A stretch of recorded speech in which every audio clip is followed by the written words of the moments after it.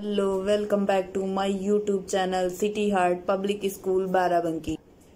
बच्चों, इस वीडियो में हम लोग अपना बचा हुआ चैप्टर जब गांधी जी ने की धुलाई कंप्लीट करेंगे। तो अब हम लोग पढ़ना स्टार्ट करते हैं। स्वावलंबन की यह खूबी मैं दोस्तों को समझा ना सका। गांधी जी बता रहे हैं कि आत्मनिर्भरता की यह खूबी मैं अपने दोस्तों को बता नहीं पाया। वो लोग यह बात नहीं समझ पाए कि अपना काम स्वयं करने में कितनी खुशी महसूस होती है। अगला पैरा है, मुझे यह कहना चाहिए कि अंततः धोबी के धंधे में अपने कार्य योग्य कुशलता मैंने प्राप्त कर ली थी एवं आवास स्थल की धुलाई धोबी की धुलाई से जरा भी घटिया न होती थी। गांधी जी कहते हैं कि मुझे यह कहना चाहिए कि अंतकाल मैंने धोबी जैसी कार्यकुशलता प्राप्त कर ली थी। जैसी कि धोबी धुलाई करता था वैसी धुलाई मैंने भी करनी शुरू कर दी थी और अपने घर पर ही जो धुलाई मैंने की थी वह धोबी की धुलाई से जरा सी भी बेकार नहीं थी। कॉलर का कड़ापन एवं चमक धोबी के धोए कॉलर से कम न थी। गांधी जी कह रहे हैं कि जो मैंने कॉलर धोया था उसका कड़ापन और उसकी चमक धोबी के जैसे ही थी, जैसी कि धोबी धुलता था, उससे बेकार नहीं थी। गोखले के पास स्व महादेव गोविंद रानाडे की प्रसादी रूपी एक दुपट्टा था। गोखले जी कौन थे? गोखले जी गांधी जी के राजनीतिक गुरु थे। तो बता रहे हैं गांधी जी कि गोखले जी के पास एक महादेव गोविंद रानाडे का एक दिया हुआ दुपट्टा था। अगला पैरा है, गोखले उस दुपट्टे को अतिशय जतन से रखते थे एवं विशेष अवसर पर ही उसका उपयोग करते थे। आगे गांधी जी बता रहे हैं कि गोखले जी वह गोविंद रानाडे जी का दिया हुआ दुपट्टा बहुत अधिक प्रेम से रखते थे और उसको कुछ खास अवसरों पर ही उपयोग करते थे, मतलब उसको ओढ़ते थे। जोहान्सबर्ग में उनके सम्मान में एक भोज दिया गया, वह एक महत्वपूर्ण अवसर था। जोहान्सबर्ग आप लोग जानते हैं ये कहाँ पड़ता है? जोहान्सबर्ग दक्षिण अफ्रीका का एक शहर है। तो जोहान्सबर्ग में उनके लिए एक सम्मान में एक डिनर रखा गया था जो कि बहुत महत्वपूर्ण अवसर था। उस अवसर पर उन्होंने जो भाषण दिया वह दक्षिण अफ्रीका में उनका बड़े से बड़ा भाषण था। वहां पर उन्होंने इस उपलक्ष्य में एक भाषण भी दिया था जो कि दक्षिण अफ्रीका में एक बहुत बड़ा भाषण था। इसलिए उस अवसर पर उन्हें उक्त दुपट्टे का उपयोग करना था, इसलिए इसी अवसर पर उन्होंने यह दुपट्टा प्रयोग किया था। उसमें सिलवटें पड़ी हुई थी एवं उस पर इस्त्री करने की आवश्यकता थी। गांधी जी बता रहे हैं कि वो दुपट्टा काफी सिमटा हुआ था और उस पर इस्त्री करने वाला, मतलब उस पर प्रेस करने वाला था। धोबी का पता लगाकर उससे तुरंत इस्त्री कराना संभव न था। अब जल्दी में धोबी को पता कैसे चलता कि धोबी कहाँ है और तुरंत उस पर इस्त्री करवाना यह जो है संभव नहीं रह गया था कि तुरंत का तुरंत धोबी का पता लगाया जाए और उससे इस्त्री करवाई जाए। मैंने अपनी कला का उपयोग करने देने की अनुमति गोखले से चाहिए। गांधी जी बता रहे हैं कि मैं गोखले जी से चाहता था कि वह कह दें कि हाँ, मतलब जो है गांधी जी इस पर इस्त्री कर दें। वह अपनी कला का प्रदर्शन करना चाहते थे। अगला पैरा है, मैं आपकी वकालत का तो विश्वास कर लूंगा पर इस दुपट्टे पर आपको अपनी धोबी कला का उपयोग करने न दूंगा। आगे गांधी जी बता रहे हैं कि गोखले जो जी थे उन्होंने कहा गांधी जी से कि मैं आपकी वकालत पर तो विश्वास कर सकता हूँ पर अपने दुपट्टे पर आपको इस्त्री नहीं करने दूंगा, आपको अपनी कला का प्रदर्शन नहीं करने दूंगा। इस दुपट्टे पर आप दाग लगा दो तो कहीं अगर आपने गलती से इस दुपट्टे पर कोई दाग लगा दिया तो क्या होगा? इसकी कीमत आप जानते हो? गोखले जी ने गांधी जी से कहा, आप इसकी कीमत जानते हो? यूं कहकर अत्यंत उल्लास से उन्होंने प्रसादी की कथा मुझे सुनाई और इतना कहकर बड़े खुशी मन से उन्होंने इस प्रसाद रूपी दुपट्टे की कहानी मुझे बताई कि उन्होंने यह कैसे प्राप्त किया था। अगला पैरा है, मैंने फिर विनती की एवं दाग न पड़ने देने की जिम्मेदारी ली।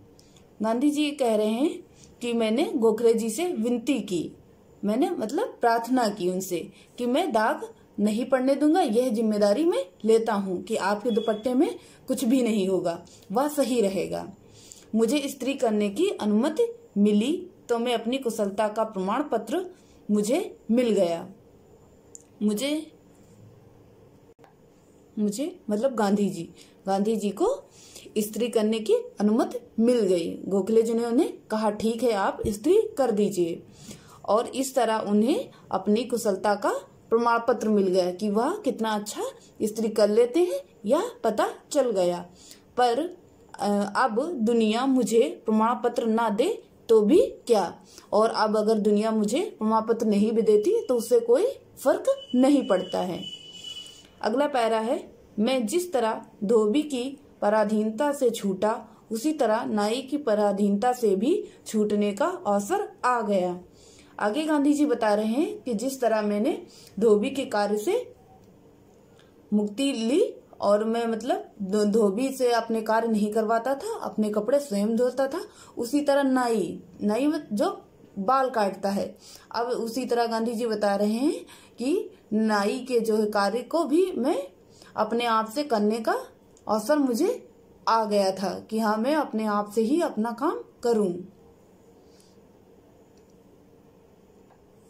हजामत तो इंग्लैंड जाने वाले सब कोई हाथ से बनाना सीख ही लेते हैं, पर कोई बाल छाटना भी सीखता होगा, इसका मुझे विचार नहीं है।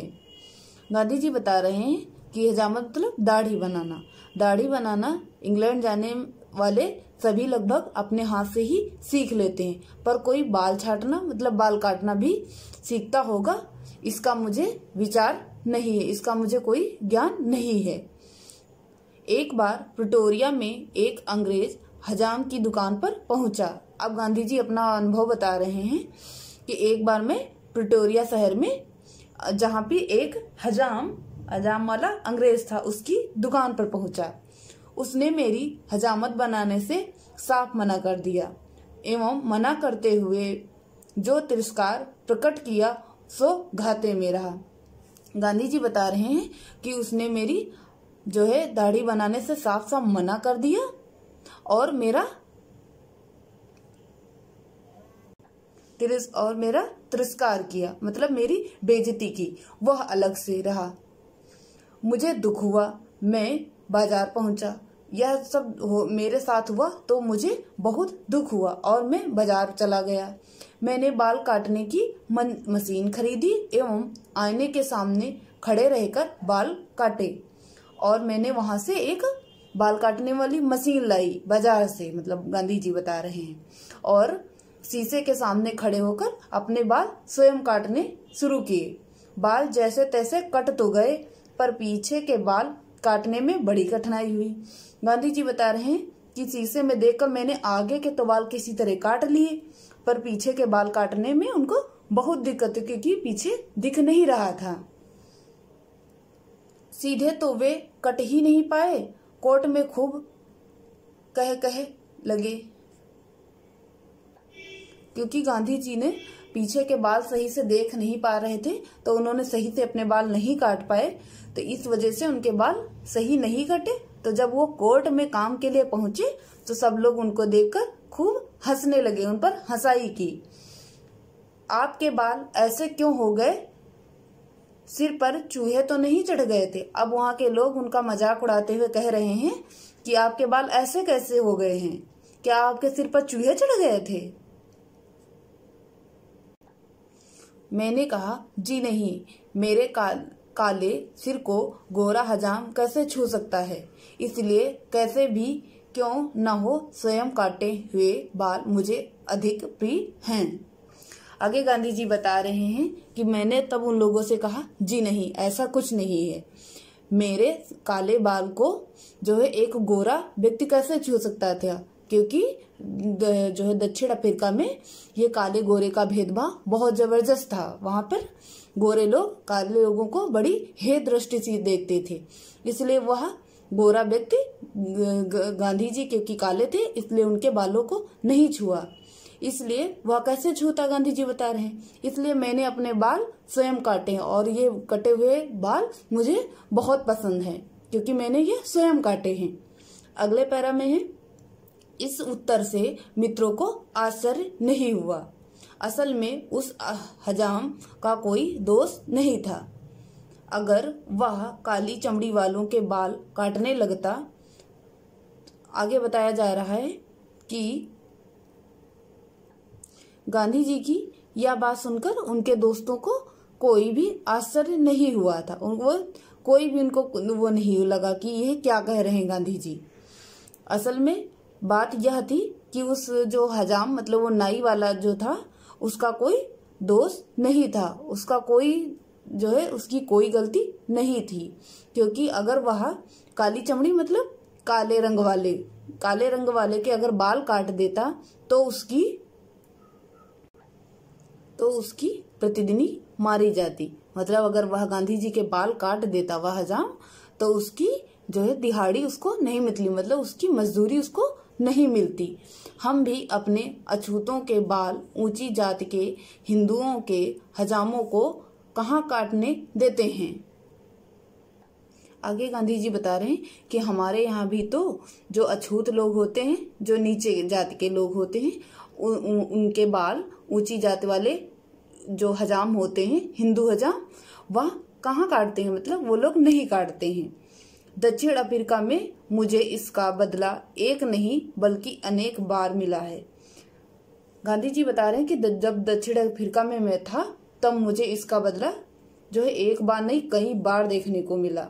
मेरे साथ काफी जो है गलत हुआ, एवं चूंकि मैं यह जानता था कि यह हमारे दोस्त का परिणाम है, इसलिए मुझे इस बात से कभी क्रोध नहीं आया। क्योंकि गांधी जी बता रहे हैं, क्योंकि गांधी जी को यह मालूम था कि यह दोस्त का परिणाम है, यह हमारे ही गलतियों का परिणाम निकल के आ रहा है, इसलिए मुझे इस बात पर कोई गुस्सा नहीं आता था कि मेरे साथ गलत हुआ, क्योंकि गलत तो हम भी अपने यहाँ सब लोगों के साथ करते हैं जो नीची जाति के होते हैं। यह सोचकर गांधी जी चुप रहते थे। स्वावलंबन एवं सादगी के मेरे शौक ने आगे चलकर जो तीव्र स्वरूप धारण किया उसका वर्णन यथास्थान होगा।